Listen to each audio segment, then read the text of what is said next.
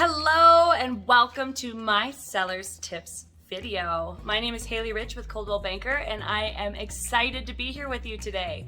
I want to do a few things with this video. My goals here are to, one, get you a little educated on what the process looks like these days, because depending on when you last sold a home, it may look different than you remember.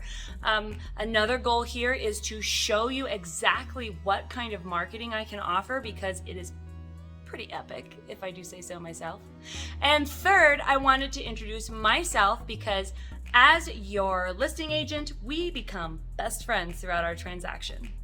To start this off, I want to talk about getting your house ready for sale, because this can actually be a pretty lengthy process. And I'm not just talking about packing things. I'm not just talking about cleaning it. There's a lot that can go into getting a house ready to sell, especially if you're looking at getting top dollar, which, let's be honest, we all want top dollar. One of the most important parts of getting a home ready to sell is the minor renovations. Now, when I say minor, I do mean minor. It is important that you don't over renovate your home and put in more money than you're likely to gain out of that renovation. Now, all that being said, you are more than welcome to do the renovations yourself or hire out a company, however you want to go about that. But if you don't want to do either of those two things and you don't want to pay any money up front, I do have a program called Revitalize.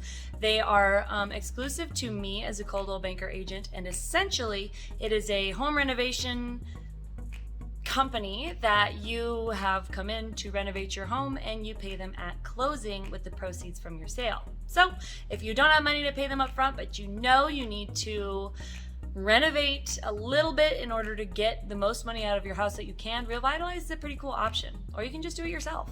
But either way, it's probably best that you do it. Home buyers want to be able to imagine their stuff in your space. So your goal by the end of your getting your home ready process is to depersonalize it. That means, generally family photos, knickknacks, things like that tend to go into storage. It's important that you take a lot of things out of your closet and neatly organize the clothes so it looks like there's a lot of space.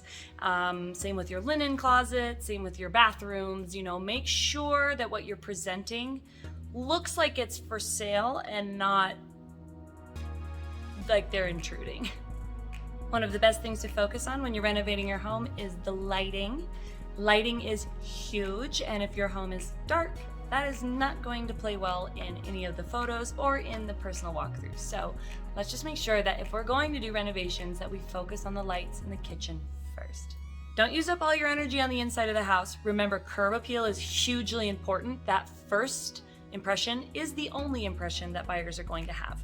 So make sure that your front yard is clean and tidy and preferably pretty, and that your backyard is free of debris and generally mowed and looks presentable enough that people aren't going to remember anything bad about it when they leave.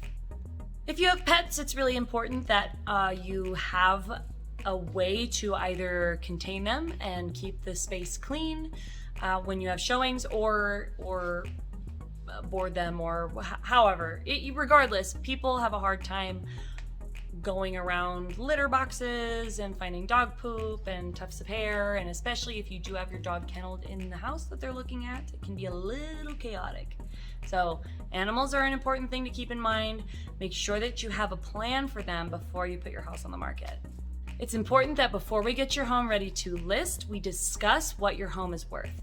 Now, the way I come up with these prices is I do a very comprehensive search of the market. Areas very close to yours, if it depends on your property. If you're more rural, this process can be a little bit more difficult, but generally I can find several very similar homes that have sold in the last 30 days around your neighborhood, and that's how I'm going to base your price. Now, not only am I going to look at comps for your price, but I'm also going to look at the condition of your home, any upgrades that you've made, any renovations that you've done to help strengthen your price. The main thing in this market is a strategic price. One big thing I look for in comps is what a home was listed for versus what it was sold for. A lot of times, if you see a home that was listed for a lower price and it's sold for a higher price, that's a really good way to price your home. Essentially, if you also list at that lower price, you're probably going to have a similar situation where more buyers come in, more competition comes in, and you actually end up maximizing your value because you were strategic with your price. So we will definitely go over in more detail what exactly we do to price your home and what your home is worth. But I want to make sure that I put this in here so that you are well aware that I use a lot of factors to price your home, and I am very good at it. We've gotten your home ready to sell. You're pretty much ready to list. We need a couple more things before we can really get this started. First things first is I'm going to send you a seller's property disclosure. This is basically a point-by-point list of everything that can be done or be in a house, and you need to give an age of it, a condition of it, whether it broke, whether it was repaired, when it was repaired, why it was repaired, whatever. This seller's property disclosure is very long and very comprehensive, and in my opinion, the easiest way to ensure that you're giving really good information on your seller's property disclosure is to actually get a pre-sale inspection. There's a few reasons the pre-sale inspection is really cool. One, it really doesn't cost that much when you consider that you're selling a house, and in this market you're going to be selling it for a good amount of money. But you're also going to be able to show buyers exactly what it is they are buying. So you're a lot less likely to run into that, oh God, something's falling off of this house and I can't buy it, right? The fallout rate right now is upwards of 30%. Average is 25%, 30% is huge. Fallout rate means that this is a contract that we went under contract, we had an agreement, something came up somewhere within the due diligence that the buyer didn't like and they backed out of the contract. A lot of times that's from the inspection. So pre-sale inspections are cool, helps you fill out your seller's property disclosure, but it also gives you something that you can show buyers like, hey, here's what I'm selling. Now you know, take it or leave it. Once the listing is underway and you are fully active in the MLS, you're going to need to be able to set aside plenty of time for showings. What this means is that there needs to be time during the week and the weekends for people to come and walk your home preferably without you being there, because generally that's pretty awkward. One of the things I really wanted to make sure I discussed with you was my awesome marketing plan. Now, I do what's called 360-degree marketing, but I go a step further. I offer listing concierge. This means that your home will get professional photography, step one. I don't know if you've seen those MLS listings with cell phone photos, but that's not going to happen here. Professional photography, professional brochures, professionally made postcards, just solds, just listeds. You're going to get a spot on Channel 2 News for your home. You're going to get a showcase there. You're going to get a showcase on the Coldwell Banker YouTube channel. You're also going to have a spot in the 5280 magazine for your home. And on top of all that, I am a digital marketer. One of the reasons you are seeing this is because I take marketing one step further. I create videos, I create content, and I make sure that it gets pressed out to everyone and anyone who is looking for a home like yours. I target market. I make sure that step by step, these people who are looking for your home are seeing it on their social media. So if you think that's cool, ask me for some samples. I'll show you, no problem. So we got your home ready to list. We listed it. We got a buyer under contract. Now the fun part begins. This is the part where the buyer's going to do their due diligence. They're going to have an inspector come in. They're going to do a title search. They're going to basically gather any and all data they can about your home.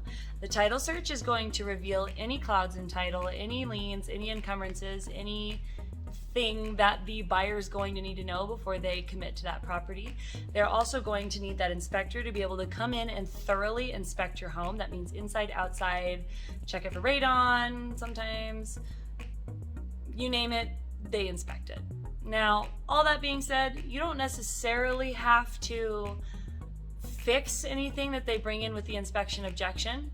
It's up to you, but a lot of times, if the inspection comes back with only minor things, you really won't have to worry about that. As the buyer's gathering their due diligence, they are also going to be in contact with their lender, figuring out exactly what it's going to mean monthly for them to buy your home. That does mean that if they don't like what they see with their lender, they may back out of the contract. Now, we talked about that fallout rate. This is fairly normal. Now, one thing that I pride myself on in my transactions is because I am such a consistent communicator with both parties, I generally know well in advance if we're going to come up on something like this so that we can get the home relisted quickly. So we've gone through all the hoops, we've done all the things, we've got our buyer, we're clear to close, we do a little happy dance, and then we make our listing appointment. Now, at this listing appointment, it is imperative that every person that is on the title of your home is there to sign. Please. Make sure that you read through all of your documents. It's important that throughout this process, you have stayed attached to your email. You check it every day. A lot of this stuff comes to you through email before you actually go to closing, at least a lot of the information. Now, I want to make sure that I get you on board with reading through the documents very, very thoroughly. As boring as that can be, reading your documents is very important, especially in a real estate transaction. It's a little more important for the buyer, but it's still very important for you as the seller. All of that being said, I want you to know that once you've signed on your home, that house is theirs. That is the buyer's home now. One thing that you can do throughout the transaction, or rather prior to going under contract, is negotiate a post-occupancy agreement. That post-occupancy agreement can allow you to stay in your home a little extra time to get ready to move out and into your new home. We will do another video on what it means to sell your home while buying another home. This is called a contingent offer.